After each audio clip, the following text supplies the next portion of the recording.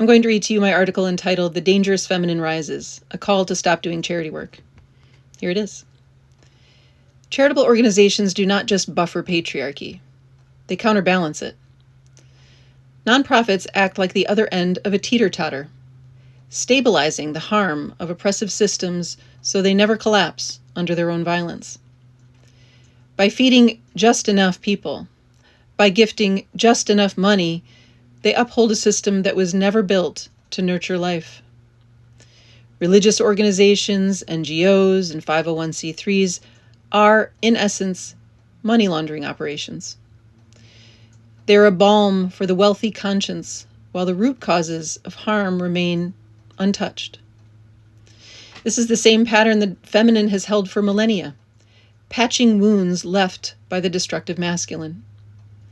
Rocking hungry children to sleep, creating orphanages, sending food, all while the machinery that starves and orphans them in the first place goes unchallenged. Charitable work has become feminine labor in the service of empire. We mother the wounded so the war machine can keep marching. But in buffering patriarchy, we perpetuate it. In stabilizing the oppressive system, we prolong its racism, its classism, and its sexism. We are complicit. So, it's time for the dangerous feminine to rise. Women, we need your sacred no. And white women, I am especially speaking with you. Stop softening the blows. Let the systems fall. And let that man in your life who is draining you fall as well.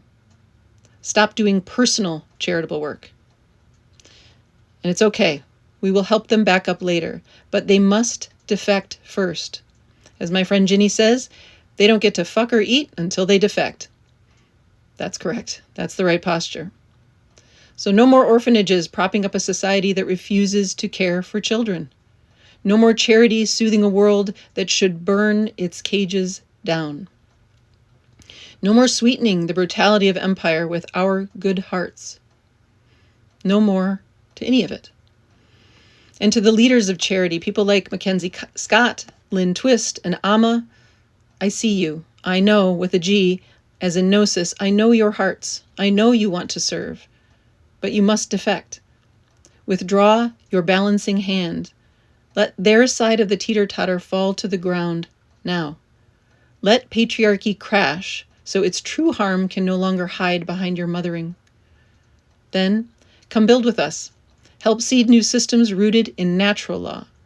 In Novagaya, we remember abundance. We know life provides more than enough, beyond our wildest dreams, in fact. Gaia and her people are endlessly creative, endlessly generous, endlessly alive. That's us. Deep inside, you've always known this. I'm just confirming it. On Monday, June 30th at 12 p.m. Pacific and 3 p.m. Eastern, I go live with Lorenzo Los Baños, aka The Omega Origin, on Substack. Our gathering is entitled, The Remembrance Project Has Begun. Welcome to Novagaya. This is where to place your good hearts, and where, if you're a millionaire or a billionaire, to place your funds. We are seeding the new earth, an ark to replace the Titanic. We invite you to stop doing charity work and start doing sacred work, the kind of work that makes charities completely unnecessary. Offer Novagaya your natural gifts, your medicine, your practical magic, your true purpose. This is the kind of work that is alive and joyful. In fact, it's the fun that makes it sacred. This is fabulous news for us all.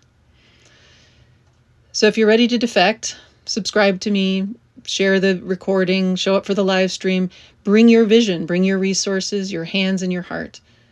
Together we are seeding this ark that replaces the Titanic. Together is how we build a world where charities are no longer needed, because everyone in our world is fed, loved, and free.